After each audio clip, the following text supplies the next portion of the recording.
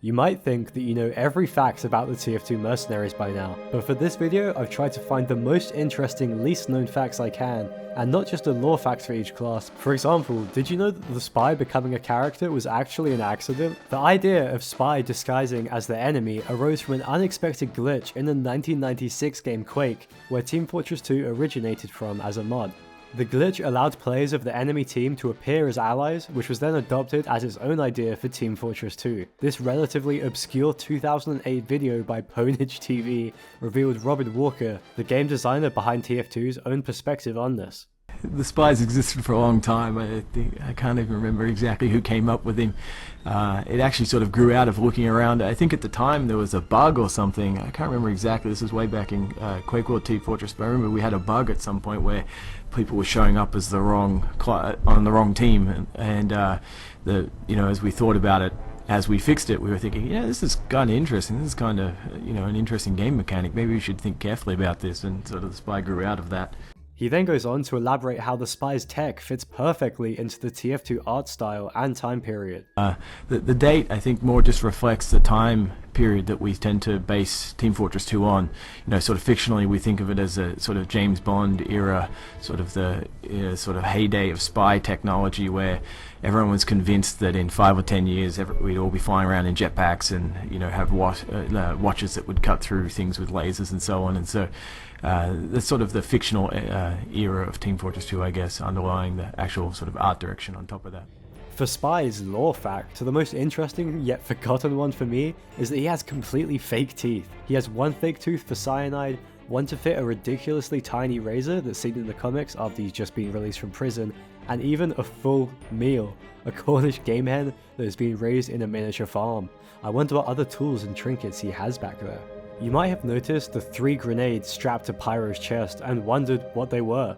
They don't have any utility in the game after all. I'm not surprised they didn't remove them though, because they do look perfect on his suit, but they did originally have a use. In the original plans for TF2 pre-release, Valve wanted to keep the utility of grenades from Team Fortress Classic, and the ones strapped to Pyro's chest were going to be napalm grenades, acting similarly to incendiary grenades or molotovs from Counter-Strike. This idea was brought to life by a source mod called Pre-Fortress 2, which has a variety of the grenades that were originally going to be used as part of the game pre-release, with some pretty polished implementation. When Manco disbanded in the comics after Saxton Hale lost the company to Grey Man, Pyro actually sobered up from his obsession with fire and burning people, and actually raised to success, becoming the CEO of Frontier Engineering. That's the company that makes Uncle Dane's dispensers. It was only when Soldier and Miss Pauling showed the Pyro the wonders of flames again that he was instantly reminded of his one true love for fire, which convinced him to join the movement to get the Mercs back together, to get ownership of Manco back from Grey Man. And speaking of Engineer's buildings, this one might seem well known at first, but it gets more interesting. Engineer's grandfather, Radigan Conager, was hired by Blutarch to invent the machine that allowed Australium to extend lifespan. This is how the administrator was able to live for so long, and de-age at the end of the last comic. So Zephaniah Mann, the father of Redmond and Blutarch, had a maidservant called Elizabeth, who then paid Radigan Conager again to make the exact same machine for Redmond, making the two brothers' constant squabbling continue for as long as possible because they both have access to the Australium's immortality. So Conager, which is also Engineer's or Dell's last name, is a tribute to the novel Conager by Louis L'Amour. Valve's writers Eric Wolpaw and Jay Pinkerton have expressed that they're fans of his work, saying Radigan and Conager are both little tributes to him, and even Wheatley from Portal 2 is the name of a minor character in one of his books as well. It was also coincidentally the case that the company that published those books, Bantam Books, is currently known as Bantam Dell, the engineer's first name. That's pretty interesting and just so bizarre. A non-lore fact is that the engineer was listed in the 2010 edition of the Guinness Book of World Records Gamers Edition as the most popular class in Team Fortress 2, with 15% choosing to play as him. That's so surprising, like, who actually plays engineer, for real? One of the most iconic sniper voice lines is "Boom, headshot." But did you know that Sniper was not the inventor of this phrase? It was actually initially popularized by the character FPS Doug in the comedy web series Pure Ponage. Boom, headshot! Boom, headshot! I think your age pretty much just determines whether or not you know that. Now, Sniper's lore fact isn't as obscure, but I think the importance of it is definitely understated. The cliffhanger of the last ever comic to be released is that the administrator used the final drops of Australium in existence to become young again, giving her one final hour to live, her last chance to do her bidding against everyone, concluding the entire TF2 story. There is one more Australium store though, it's just not on Earth. Sniper's parents wasted the last remaining Australian by turning it into a rocket, in which Sniper's mother was ejected into space in. Although it's literally not on the planet, perhaps the next comic, if it's ever released, has a focus on retrieving that Australian from the depths of space. Could this be why they were beta tests for space maps like Asteroid in 2014? Anyway, this means Sniper is the mercenary with the closest link to any Australian, meaning he's probably going to be a pivotal character moving forward. Demoman's name probably has more depth than you think.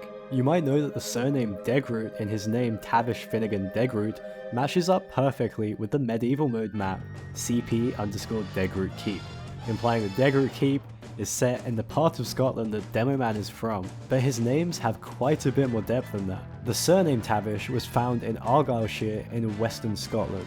Tavish has a Scottish, Irish and Aboriginal origin and can be linked to Teeve, an Irish word meaning hillside.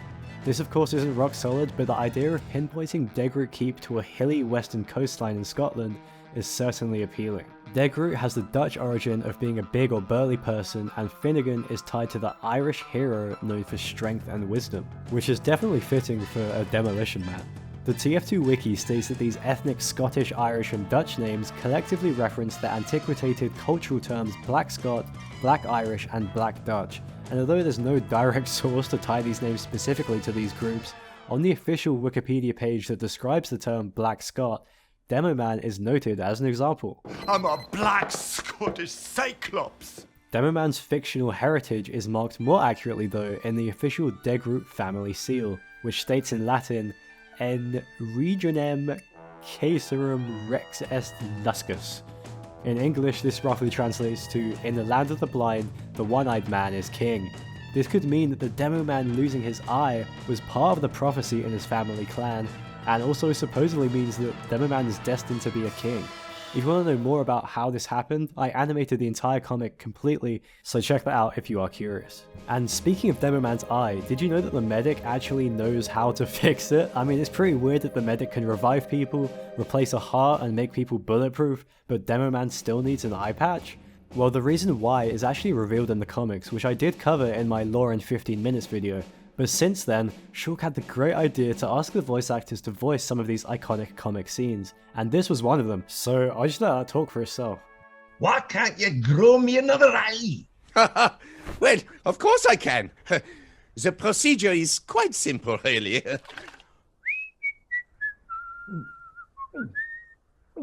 What? You mean to tell me, all these years, you could put me eye back anytime you bloody liked? Could have? My friend, I've given you your eye back at least 8 times. And every time it functions normally until Halloween night, at which point it grows bat wings and attacks us. I mean, we've fought a giant, your eye. A Dracula, your eye. A brain in a jar, your eye. A knife-wielding ventriloquist dummy, your eye. One year, he traveled back in time and tried to become our parents.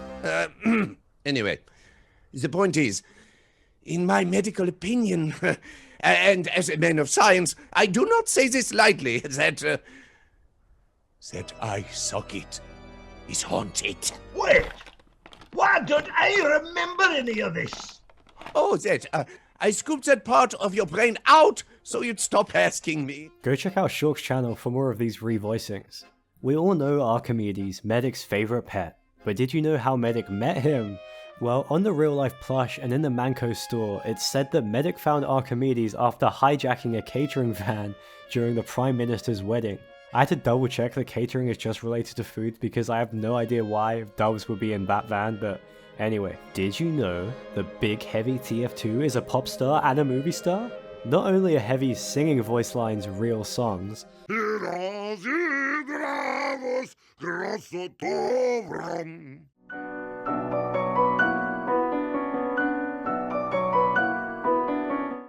But he also made a guest appearance in the movie Chef.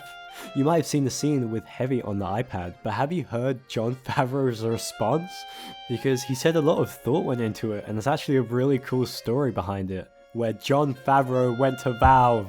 10 years ago, user Goo6 uploaded a post to Reddit with the title, "I found something quite peculiar in the movie Chef," with the attached image of Heavy eating a sandwich on the iPad in Chef. Jon Favreau then replied saying that a lot of thought went into the iPad background. His son was a huge TF2 fan.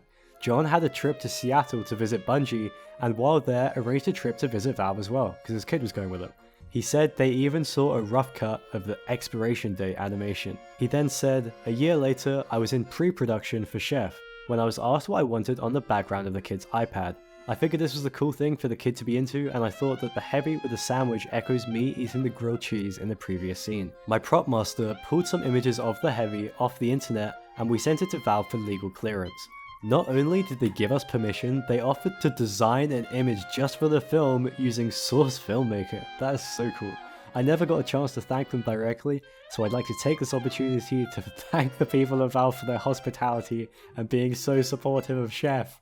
TLDR, I visited Valve, and they made that background for Chef. Quite a few of you might know that in the Naked and the Dead comic, Spy reveals to readers the scout's name is Jeremy, which is the real name of streamer German985, who has a massive cult following dating back to his come-up playing TF2 videos.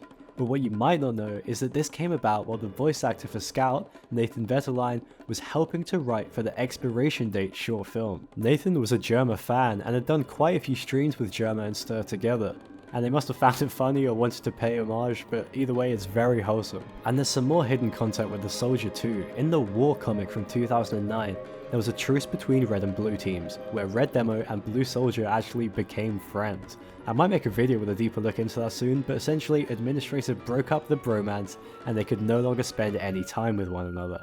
During that time, an update was implemented showcasing how many demos Soldier could kill in a time frame and vice versa. Whoever got the most kills, Demo or Soldier, would be awarded with a new item. Soldier ended up winning, being given the gunboats, but the interesting part is that there are some unused Soldier voice lines where Soldier is being nice to the Demo, saying things like, "Boy, I have something to tell you about the engineer, call me later," and "I'm still your friend." I wonder why these were never added. That's really cool, and just add some extra lore into the actual game. Dominated! Call me later, we can talk about our day. Dominated! I cherish these moments we spend together. Dominated! I'm still your friend. But the most interesting thing about Soldier is that he's the least interesting mercenary. Sure, I could mention how he's married to Heavy's sister Xana, meaning that Heavy and Soldier are technically brothers-in-law, or that he was never actually a US soldier and despite going on a murdering spree of Nazis, was only awarded medals that he made for himself, but I'm pretty sure everyone who's looked into any of the lore knows that, and doesn't deserve a proper spot in this video. If that was interesting to you though, you can check out how he wrestled a bear, naked, covered in honey, in my video covering the entirety of TF2's lore in 15 minutes. Well, that's all the facts. I hope you were entertained. Check out some of my other videos here, and thank you for watching. This was really fun. Thank you.